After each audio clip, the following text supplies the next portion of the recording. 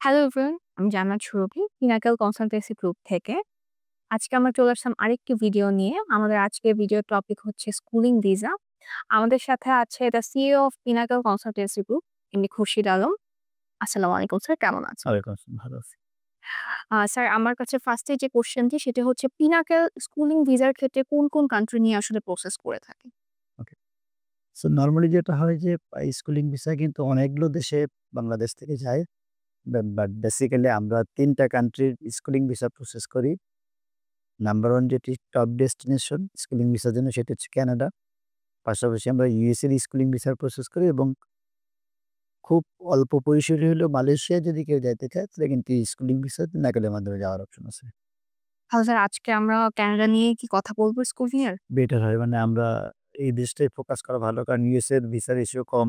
জি sir. Malaysia হয়তো অনেকের চয়েসে থাকে না। যদিও মালয়েশিয়ার ভিসা কোনো প্রবলেম নেই। এপ্লাই করলে ভিসা ফুল ফ্যামিলি সহ ভিসা হয়।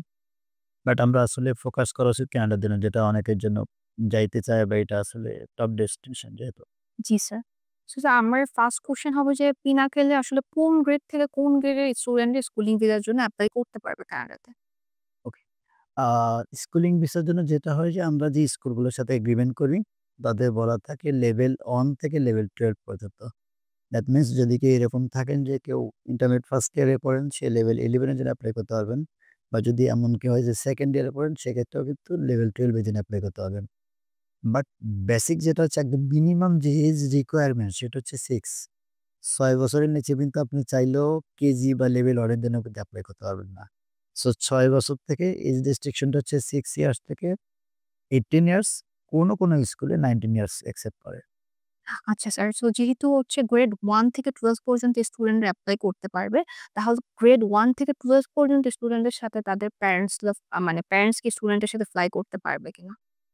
আর নরমালি রুলস হচ্ছে যে একজন স্টুডেন্টের সাথে একজন গার্ডিয়ান এপ্লাই করতে পারে। যেহেতু তারা মাইনর সেক্ষেত্রে গার্ডিয়ানটা অ্যালাউড। বাট আমরা চাইলে আমরা কিন্তু এরকম অনেক ফ্যামিলি ভিসা করিয়েছি যাদের বাবা-মা ফুল ফ্যামিলি ভিসা হয়। সেক্ষেত্রে ব্যাংক ব্যালেন্সটা একটু বেশি দেখাতে হয়। বাট স্ট্যান্ডার্ড রুলস হচ্ছে একজন বাচ্চার সাথে আইদার বাবা অথবা মা এপ্লাই করলে সেটা ভিসার জন্য মানে মোটামুটি ভিসা হবে ধরে নেয়া যায় আরকি। অনেক ক্ষেত্রে যদি ফুল ফ্যামিলি সহ দেই সেক্ষেত্রে ভিসার পসিবিলিটিস একটু কমে যায়। সো আমরা সাজেস্ট করি যে একটা স্টুডেন্টের সাথে একজন গার্ডিয়ান এপ্লাই করুক। হইতে পারে বাবা, হইতে পারে মা, কোনো সমস্যা নেই। পরবর্তীতে কি স্যার যদি বাবা ফ্লাই করে স্টুডেন্টদের সাথে, পরবর্তীতে কি তার মা পরবর্তীতে ফ্লাই করতে পারবে স্টুডেন্টের সাথে দেখা করার জন্য? শুরু এখানে যেটা হয় যে নরমালি ১ম বার আমরা যখন বলি যে একটা স্টুডেন্টের সাথে বাবা অথবা মা ভিসা পাইলো, যদি ভিসা দিয়ে দেয় সেক্ষেত্রে কিন্তু ফ্যামিলির অন্য মেম্বাররা দাঁড়াইলে এমনি ভিসা হয়। তো স্টুডেন্টের সাথে জমা দিলেও কিন্তু গার্ডিয়ানরা ভিজিট ভিসা পাচ্ছে। সো বেটার হচ্ছে একটা গার্ডিয়ানের সাথে একজন ভিসা হোক। তারপরে ফ্যামিলির যত মেম্বার আছে সবারই নরমালি আমার অ্যাজাম্পশন হচ্ছে 99% পসিবিলিটিস ভিসা হওয়ার। সেটা ভালো অপশন আরকি। আচ্ছা স্যার। সো স্কুলিং এর ক্ষেত্রে আসলে টিউশন রেঞ্জটা কেমন? আর ডিপোজিট অ্যামাউন্ট আপনার কি মনে হয় যে আসলে কেমন করা উচিত একটা স্টুডেন্টের ভালো ভিসা পাওয়ার ক্ষেত্রে? সো স্কুল যেহেতু ২ টা ক্যাটেগরি স্কুল আছে। একটা হচ্ছে প্রাইভেট, একটা হচ্ছে গভর্নমেন্ট স্কুল। সো গভর্নমেন্ট স্কুলগুলোর টিউশন ফি নরমালি $১৪,০০০ থেকে $১৫,০০০ হয়। আর প্রাইভেটের টিউশন ফি তো আসলে ১৪ র নিচে আমি দেখি নাই। বাট অনেক বেশি হয়। মানে এট লিস্ট ৩০, ৪০,০০০, $৫০,০০০ পর্যন্ত হইতে পারে। আর গভর্নমেন্ট স্কুলগুলাতে ফুল ইয়ার টিউশন ফিটা পে করতে হয়। মানে ১৪,০০০ যদি থাকে ১৪,০০০, ১৫,০০০ থাকলে ১৫,০০০। বাট প্রাইভেটে পার্শিয়াল পেমেন্ট করা যায়। কোন স্কুলে আপনার ১ semester tuition fee that means হয়তো $১০,০০০, $১১,০০০ পে করে যাওয়া যায়। আমাদের কাছে এমন কিছু স্কুল আছে যাদের টিউশন ফি হয়তো $২০,০০০ বাট আপনার স্কলারশিপ তারা হয়তো $১১,০০০ ১ বছরের টিউশন ফি ফিক্সড করছে। সো অপশন আছে, কোন সমস্যা নেই। আচ্ছা স্যার। সো স্কুলিং এর ক্ষেত্রে কি কোনো আসলে স্কুলে কোনো বাচ্চাদের কি এক্সাম হবে নাকি অনলাইনে? তাদের আসলে ইভ্যালুয়েশন করার জন্য? এটা ডিপেন্ড করে কিছু স্কুলে ওরা আসলে ল্যাঙ্গুয়েজ প্রফিসিয়েন্সি সার্টিফিকেট চায় না।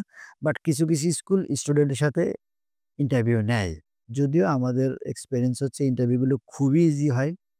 মানে একদম আ হাই হ্যালো টাইপের ইন্টারভিউ হয়। ওরা একটু জাস্ট বাচ্চাটা দেখে। হয়তো স্কুলের অ্যাডমিশন ডিরেক্টর হয়, কোন স্কুলের প্রিন্সিপাল নিজেই ভাইবা নেয়। মেক্সিমাম স্কুলে ইন্টারভিউ হয় না। আর এমবাসিতে তো কোনো ইন্টারভিউ হয় না। মানে অনেস্ট ইন্টারভিউ হয় না আরকি। আচ্ছা স্যার। সো হচ্ছে স্পন্সর এর ক্ষেত্রে আপনি কি সাজেস্ট করতে পারেন স্কুলিং এর ক্ষেত্রে যেহেতু ২ জন একসাথে ফ্লাই করতেছে? সো স্কুলিং এর স্পন্সরটা একটু ডিফারেন্ট স্টুডেন্ট থেকে। কেন ডিফারেন্ট এটা আমি বলি। নরমালি যেটা হয় যে আমরা সবাই জানি যারা ব্যাচেলর বা মাস্টার্সে এপ্লাই করবে, তারা যেহেতু 18 প্লাস তাদের কিন্তু according to rules part time জবের অপশন আছে। এবং ওইখানে স্ট্যান্ডার্ড রুলস হচ্ছে ফার্স্ট ইয়ারের টিউশন ফি প্লাস ফার্স্ট ইয়ারের লিভিং ফুডিং চালানোর মতো ক্ষমতা স্পন্সর থাকলে সেটা গুড স্পন্সর। বাট স্কুলিং এ যেটা হয় দেখেন, স্কুলিং এ বাচ্চা যাচ্ছে, বাচ্চা কিন্তু কাজ করতে পারবে না কারণ সে under 18 minor. Same same time হচ্ছে বাচ্চার সাথে একজন গার্ডিয়ান মিনিমাম যাচ্ছেই। সো খরচটা বেশি। এইজন্য স্কুলিং এর জন্য আসলে ১,০০,০০,০০০ ৳১,৫০,০০,০০০ র ব্যাংক ব্যালেন্স না দেখালে ভিসার সম্ভাবনা খুবই কম। স্কুলিংটা এরকম ওরা ধরে নেয় যে কানাডাতে একটা বাচ্চা এবং বাচ্চার মা বা বাবা যদি থাকতে চায় ইয়ারলি এটলিস্ট ৩০ থেকে ৳৪০,০০,০০০ খরচ হবে। সো ৩০-৪০ লাখ টাকা খরচ করতে গেলে তো উনার তো কোটি, কোটি টাকা থাকতে হবে। মানে তো অপশন নেই। সো কানাডার স্কুলিং এর জন্য কিন্তু ৩০,০০,০০০, ৪০,০০,০০০, ৫০,০০,০০০ স্পন্সর দেখায় ভিসা হবে না। স্কুলিং এর জন্য রিয়েলি ফাইন্যান্সিয়ালি সলভেন্ট যে ফ্যামিলি গুলো আছে তারা এপ্লাই করতে হবে এবং এখানে ব্যাংক ব্যালেন্স অনেক বেশি দেখাতে হবে। আচ্ছা স্যার। সো আমরা মোটামুটি সবকিছুই কভার করলাম। তো স্যার আপনার হচ্ছে পিনাকেল আসলে তো আমরা জানি যে প্রাইভেট অ্যান্ড পাবলিক ২ টা নিয়েই কাজ করে। অ্যান্ড আমরা হচ্ছে সাজেস্ট ও করি আসলে পাবলিক স্কুলের জন্যে। সো এমনি পিনাকেলের এমনি সো ফার সাকসেস কেমন আমাদের স্কুলিং ভিসাতে? স্কুলিং যেটা হয় যে স্কুলিং এর ভিসা রেশিও কিন্তু নরমাল স্টুডেন্টদের চেয়ে বেশি থাকে। তবে এইখানে একটা ট্রিকি জিনিস আছে সেটা হচ্ছে যদি আমরা সাজেস্ট করি যে নরমালি ক্লাস 6 এর পর থেকে যারা এপ্লাই করে তাদের ভিসা রেশিও বেশি থাকে। সো 1, 2 লেভেল 6 পর্যন্ত কিন্তু একটু ভিসা রেশিও কম থাকে। বাট এরকম না যে ভিসা হবে না। সেক্ষেত্রে প্রোফাইলটা যদি অনেক হাই থাকে তাহলে ভালো হয়। পিনাকেলের ভিসা রেশিও সবসময় অলমোস্ট ভালো থাকে। আমরা যেটা করি আমরা আসলে যে ফাইলটা মনে করি যে আমাদের কাছে এটা মেরিট খুব ভালো না সেই ফাইলটা নিয়ে আমরা প্রসেস করি না। সো যদি আপনার মেরিট থাকে, আপনার যদি আ আ ফাইন্যান্সিয়াল এরকম ব্যাংক ব্যালেন্স দেখানোর মতো এবিলিটি থাকে এবং পিনাকেলের মতো এক্সপার্ট এজেন্সি দিয়ে প্রসেস করান তাহলে ভিসা রেশিও ভালো থাকবে। এবং আমরা যেটা বলি আমাদের ভিসা রেশিও অলমোস্ট সব কান্ট্রির জন্য আমরা সবসময় আমাদের ভিসা রেশিও ভালো থাকে। সেটা আমাদের মাধ্যমে যারা প্রসেস করেন তারা আরো ভালো বলতে পারবেন। জি স্যার, আমার হচ্ছে লাস্ট কোয়েশ্চেন যেটা সেটা হচ্ছে স্যার আমরা সবাই জানি যে আসলে ছেলেমেয়ে পাঠানোর মানেই হচ্ছে সে হচ্ছে ওখানে ছেলেমেয়ে নিয়ে সেটেল ডাউন করতে চায় বাবা-মারা। তো এই ক্ষেত্রে হচ্ছে তাদের ভিসা স্ট্যাটাসটা কি হবে? বা পরবর্তীতে কি তাদের পিআর পাওয়ার ফ্যাসিলিটিটা থাকবে কিনা? ওকে। সো স্কুলিং এর ক্ষেত্রে যেটা হচ্ছে স্কুলিংটা আসলে কোন ক্লাসে যাচ্ছে সেটার উপর ডিপেন্ড করে। নরমালি আমরা জানি কানাডাতে কিন্তু ৩ বছর পর পিআর হয়। বাট স্টুডেন্ট আরেকটু লেন্দি ব্যাপার। কোন ক্লাসে যাচ্ছে সেটার উপরে। এবং আমি একটু ভিসার ক্যাটেগরিটা বলে রাখি। স্টুডেন্টের visa study permit, study as minor. আর গার্ডিয়ান যারা যাবেন ওনাদের কিন্তু ভিজিট ভিসা হবে।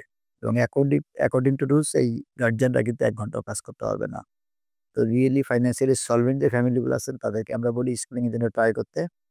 আর কানাডা অনেক বড় দেশ, বিশ্বের 2nd লার্জেস্ট কান্ট্রি। মাত্র ৩.৫ কোটি মানুষ।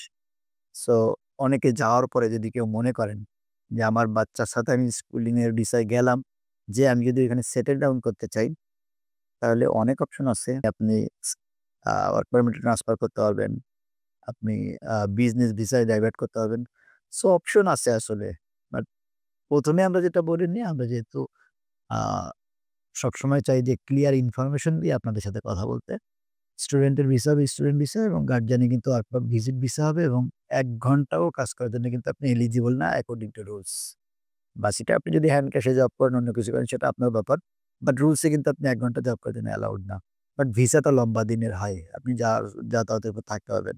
সো ফাইনালি আমি যেটা মনে করি কানাডাতে এমন ফ্যামিলির প্রসেস করা উচিত যারা ফাইন্যান্সিয়ালি সলভেন্ট বাট আপনি চাচ্ছেন আপনার বাচ্চার ফিউচারটা ব্রাইট হোক, ফিউচারটা সিকিউরড হোক। কানাডার মতো একটা টপ সিকিউরড কান্ট্রি সেখানে আপনি আপনার ফ্যামিলির জেনারেশন যদি শিফট করতে পারেন তাহলে ওই বাচ্চা আপনার জন্য হয়তো কখনো আর বোঝা হবে না। তো সেক্ষেত্রে যারা ফাইন্যান্সিয়ালি সলভেন্ট শুধু তারাই চেষ্টা করতে পারে। ধন্যবাদ স্যার আপনার সব ইনফরমেশন এর জন্যে। সো যারা আসলে পরবর্তীতে আপনার বাচ্চা-কাচ্চা ব্যাপারে আসলে কথা বলতে চাচ্ছেন, স্কুলিং ভিসা এটা হোক কানাডা, ইউএসএ বা মালয়েশিয়া, আপনি যোগাযোগ করতে পারেন পিনাকেল কনসালটেন্সি গ্রুপে। আমরা হচ্ছে শুক্রবার বাদে বাকি ৬ দিনই ওপেন আছি। সকাল ১০টা থেকে সন্ধ্যা ৬টা পর্যন্ত। এছাড়াও বিস্তারিত জানার জন্য আপনি কনট্যাক্ট করতে পারেন আমাদের ফেসবুকে দেওয়া নাম্বার, হোয়াটসঅ্যাপ অথবা আমাদের YouTube এর কমেন্ট সেকশনে। ধন্যবাদ।